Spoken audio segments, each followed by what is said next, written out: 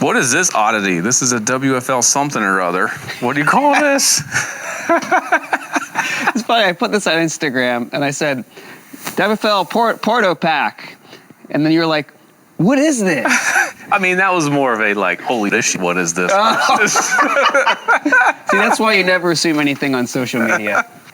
Because it was like, well, I would gig with this. It wasn't like, please tell me exactly what you just put in the caption. I didn't even respond. Well, people, they ask all the time, what is this? Well, here's the title. It's literally right in the title. This makes me very excited. This is they called it a PortoPak outfit. And it's just a 3-piece kit, bass drum, rack tom, snare drum. And I think it was made, I wouldn't call it like a traveler kit, but it was like portable, something that like you didn't have a lot of pieces that gigging drummers could use in the time period. I haven't taken anything apart yet.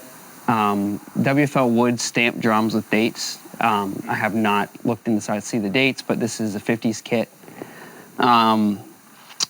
History-wise, the guy got it from an older lady whose husband played in a polka band and passed.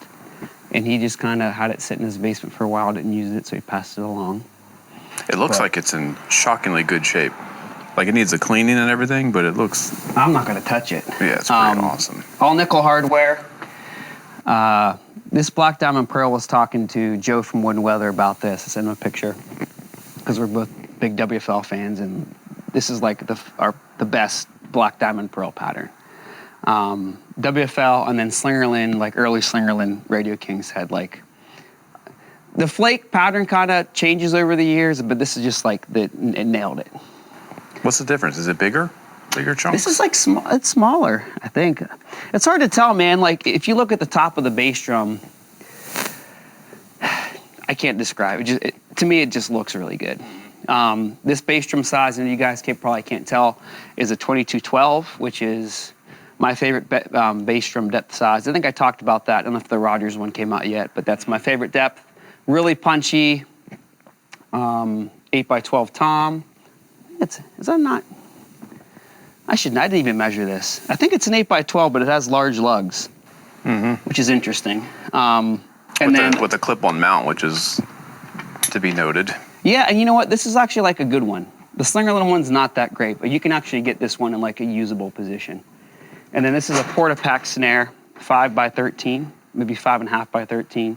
It's got the WFL Classic snare throw off on there. This is not the original. Uh-oh. Cut. Oh! Okay. Cut. So this is not the original arm. I literally just noticed that and it came out. So we'll have to work on that. But 13-inch snare drum, a lot of, that was kind of uncommon. They made a jazz combo that was a 13-inch. And I think that they might have made a Las Vegas snare that was a 13. I can't remember. I think it's kind of funny, like, that's not going to save you any space in your car or in your trunk to No, make it a it's 13. not. I mean, I don't know. I'm going to fiddle with that. I don't really dig 13-inch snares myself. Some people like them, but just as kind of like the pack, this is, pretty cool to me. I obviously wish it would have a floor tom because not a lot of people play this configuration anymore. Yeah, that was something I noticed as well. Like today you'll see more often a floor tom snare drum bass drum. Yeah, no rack tom. No rack tom. But I guess if you just want to pick this up, put it in the back of your van. I'm waiting for the guy to come out with the configuration that's rack tom, bass drum, floor tom. No snare. No snare? You want to talk about progression. I mean, that's kind of like alt indie, indie country. Alt country, there's no snare. Really pushing the limits on that. 6 lug. Yeah. 1, 2, 3, 4, 5, 6 slug currently without an arm. What are the shells? 3-ply with maple rings? They're mahogany. So I'm sure somebody's going to say, well, I had a WFL kit that had maple shells. I've never seen one that wasn't mahogany. So 3-ply poplar, mahogany poplar, mahogany. Nice maple reinforcement rings. These are probably brass hoops, which is nice. The nickel hoops is really nice. Yeah, really. Just And brass hoops sound so good on toms. They really do. And even on snares. Calfskin head? Yeah.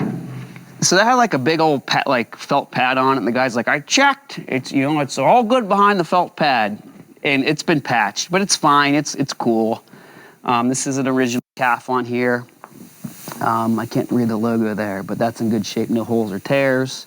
It does look like somebody kind of brushed the claws, the nickel off the claws, because sometimes they would rust, but it doesn't look bad at all. Really cool. Love everything about this. Calfskin on the bottom? Yeah, it's got a hole in it though. So does that now. Well, here's what happened is, the throw off went off. These are unoriginal wires anyway, and I can just snip this. But this has you just put you can't see that, but there's a screw in here, attach that there, and that functions. But that's a calfskin resonant head. You have to look at the inside of this. Kind of the mahogany looks kind of interesting. Ludwig in the '60s, most people know that they painted their shells because they were concerned about what the inside looked like. But if you look at like a white interior of a Ludwig now, yeah, not didn't age well. Not too good. I heard theories that they painted the wrapped finish, not WFL, but Ludwig. If it was wrapped, it would be mahogany. If it was lacquered, it would be maple underneath the finish. Yeah, I've heard so you that could too. get mahogany, poplar, maple. A lot of them are like that, actually.